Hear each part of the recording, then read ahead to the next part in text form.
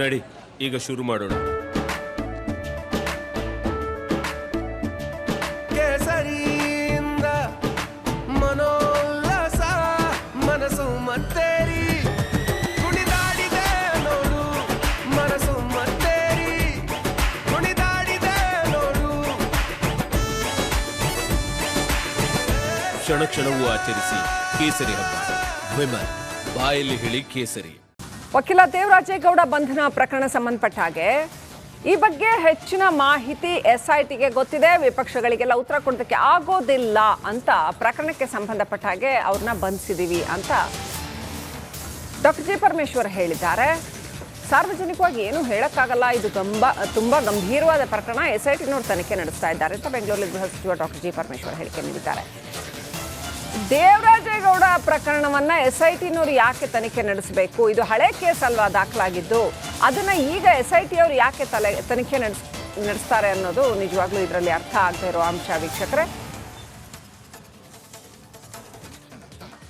ಎಲ್ಲವೂ ಇದಕ್ಕೆ ಸಂಬಂಧಪಟ್ಟಿದ್ದೆ. ಒಟ್ಟಾರೆ ಇದಕ್ಕೆ ಈ ಹಗರಣಕ್ಕೆ ಸಂಬಂಧಪಟ್ಟ ಹಾಗೇನೆ ಅವರನ್ನು ಅರೆಸ್ಟ್ ಮಾಡಿದ್ದಾರೆ. ಅದರ ಮುಂದಿನ ಇದು ಮಾಹಿತಿಗಳೆಲ್ಲ SITಗೆ ಮಾತ್ರ ಗೊತ್ತಿರುತ್ತೆ. ಯಾರ್ಯಾರು ಏನನ್ನ ಹೇಳ್ತಾರೆ ಅದಕ್ಕೆಲ್ಲ ಉತ್ತರ ಕೊಡೋಕ್ಕಾಗೋದಿಲ್ಲ ಅಂತ ಹೇಳಿದ್ದೀನಲ್ಲ ನಾನು ಮೊದಲೇ. ಪ್ರತಿಯೊಂದು ಸಾರ್ವಜನಿಕ ಹೇಳಿಕೆಗಳಿಗೂ ಕೂಡ ನಾವು ಯಾರೂ ಉತ್ತರ ಕೊಡೋಕ್ಕಾಗೋದಿಲ್ಲ. ಇದು ಭಾಳ ಗಂಭೀರವಾಗಿರ್ತಕ್ಕಂಥ ಪ್ರಕರಣ ಆಗಿರೋದ್ರಿಂದ ಇದರ ಇನ್ವೆಸ್ಟಿಗೇಷನ್ ಆಗೋವರೆಗೂ ಕೂಡ ಯಾವುದೇ ಮಾಹಿತಿಗಳನ್ನು ನಾವು ಸಾರ್ವಜನಿಕ ವಲಯಕ್ಕೆ ತಿಳಿಸೋಕ್ಕಾಗೋದಿಲ್ಲ. ಎಲ್ಲವೂ ಇದಕ್ಕೆ ಸಂಬಂಧಪಟ್ಟಿದ್ದೆ.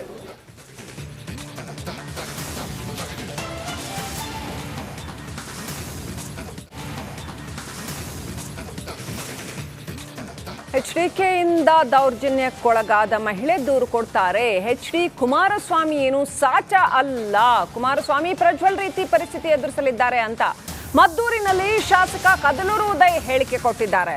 ಇಷ್ಟು ದಿನ ಯಾರೂ ದೂರು ಕೊಡೋದಕ್ಕೆ ಧೈರ್ಯ ಮಾಡಿರಲಿಲ್ಲ.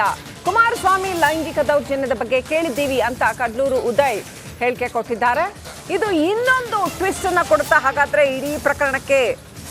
ನಿಜಕ್ಕೂ ಇದು ಬಹಳ ದೊಡ್ಡ ಕೆಸರಿನ ಚಾಟವನ್ನು ನಾವು ಗಮನಿಸ್ತಾನೆ ಇದ್ದೀವಿ. ಕ್ಷಣಕ್ಕೊಂದು ದಿನಕ್ಕೊಂದು ಟ್ವಿಸ್ಟ್ ಬರ್ತಾ ಇರೋದನ್ನ ಗಮನಿಸ್ತಾನೆ ಇದ್ದೀವಿ. ಈಗ ಕಡ್ಲೂರು ಉದಯ್ ಹೇಳಿರ್ತಕ್ಕಂಥದ್ದು HDK ಕೂಡ ಪ್ರಜ್ವಲ್ ಥರದ್ದೇ ಪರಿಸ್ಥಿತಿ ಎದುರಿಸಲಿದ್ದಾರೆ ಅಂತ ಹೇಳಿಕೆ ಕೊಟ್ಟಿದ್ದಾರೆ. ಇದಕ್ಕೆ HDK ಹೇಗೆ ರಿಯಾಕ್ಟ್ ಮಾಡ್ತಾರೆ ಕಾದು ನೋಡ್ಬೇಕು.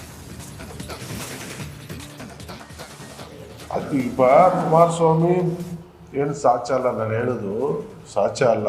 ಭಾಳಷ್ಟು ಇಂಥ ದೌರ್ಜನ್ಯಗಳನ್ನ ಮಾಡಿರೋದು ನಾವು ಕೇಳ್ಪಟ್ಟಿದ್ದೀವಿ. ಲೈಂಗಿಕ ದೌರ್ಜನ್ಯನೇ ಮಾಡಿದಾರಲ್ಲ, ನಿಮ್ಮ ಕಣ್ಣು ಮುಂದೆನೇ ಇದೆಯಲ್ಲ.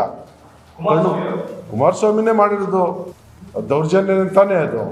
ಅದೇ ರೀತಿ ಭಾಳಷ್ಟು ಇರ್ಬೋದು, ಇವತ್ತಲ್ಲ ನಾಳೆ ಇವತ್ತು ಬರ್ಬೋದು, ಸಂತೋಷದಲ್ಲಿ ಇರ್ಬೋದು, ಬಹುಶಃ ಇರ್ತದೆ. ನಮ್ಮ ಅನಿಸಿಕೆ ಅವರ ಬ್ಯಾಕ್ಗ್ರೌಂಡ್ಗಳನ್ನ ಕೇಳ್ಪಟ್ಟಾಗ ಹತ್ತಿರದವ್ರದ್ದು ಅಕ್ಕಪಕ್ಕದಾಗ ಇಂಥ ಮಾಹಿತಿಗಳು ಕೇಳಿ ಬರ್ತಾವೆ. ಅವರಾಗಿದ್ದವರೇ ನೇರವಾಗಿ ಬಂದು ಕೊಡುವಂಥ ಪರಿಸ್ಥಿತಿ ಇವತ್ತು ನಾಳೆ ಉದ್ಭವ ಆಗ್ಬೋದು. ಈಗ ಕುಮಾರಸ್ವಾಮಿ ಏನು ಸಾಚ ಅಲ್ಲ, ನಾನು ಹೇಳೋದು ಸಾಚ ಅಲ್ಲ. ಭಾಳಷ್ಟು ಇಂಥ ದೌರ್ಜನ್ಯಗಳನ್ನ ಮಾಡಿರೋದು ನಾವು ಕೇಳ್ಪಟ್ಟಿದ್ದೀವಿ. ಲೈಂಗಿಕ ದೌರ್ಜನ್ಯನೇ ಮಾಡಿದಾರಲ್ಲ, ನಿಮ್ಮ ಕಣ್ಣು ಮುಂದೆನೇ ಇದೆಯಲ್ಲ. ಕುಮಾರಸ್ವಾಮಿನೇ ಮಾಡಿರೋದು ದೌರ್ಜನ್ಯ ಅಂತಾನೆ ಅದು. ಅದೇ ರೀತಿ ಭಾಳಷ್ಟು ಇರ್ಬೋದು, ಇವತ್ತಲ್ಲ ನಾಳೆ ಇವತ್ತು ಬರ್ಬೋದು, ಸಂತೋಷದಲ್ಲಿ ಇರ್ಬೋದು, ಬಹುಶಃ ಇರ್ತದೆ. ನಮ್ಮ ಅನಿಸಿಕೆ ಅವರ ಬ್ಯಾಕ್ಗ್ರೌಂಡ್ಗಳನ್ನ ಕೇಳ್ಪಟ್ಟಾಗ ಹತ್ತಿರದವ್ರದ್ದು ಅಕ್ಕಪಕ್ಕದಾಗ ಇಂಥ ಮಾಹಿತಿಗಳು ಕೇಳಿ ಬರ್ತಾವೆ. ಅವರಾಗಿದ್ದವರೇ ನೇರವಾಗಿ ಬಂದು ಕೊಡುವಂಥ ಪರಿಸ್ಥಿತಿ ಇವತ್ತು ನಾಳೆ ಉದ್ಭವ ಆಗ್ಬೋದು.